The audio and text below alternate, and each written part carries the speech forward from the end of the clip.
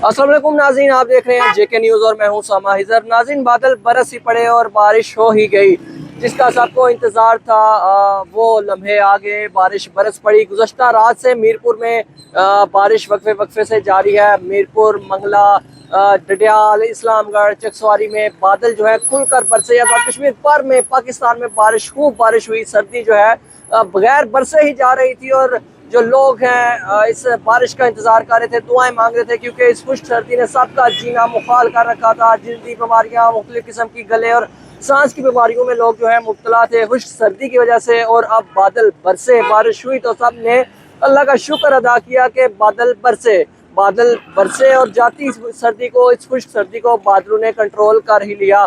क्योंकि ये हमारा बारानी इलाका है और यहाँ पर ये हमारे जो किसान हैं वो बारिश के मुंतज़िर रहते हैं। और इस बार जो फसल है, मुर्दा फसल है, इस बारिश ने उस फसल में एक बार फिर से जान डाल दी है। और अभी मज़ीद बारिशें जो हैं वो इन फसलों के लिए ज़रूरत है उनकी, और लोग दुआ कर रहे हैं, अल्लाह के हुजूर गिड़गिड़ा रहे हैं कि मज़ीद बारिशें हों और उनकी जो फसल है वो बेहतर हो सके।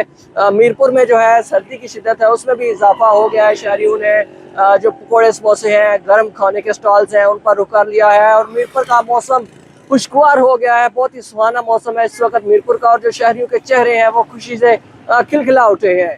उसामा हिजर, जेके न्यूज़, मीरपुर, आज़ाद कश्मीर।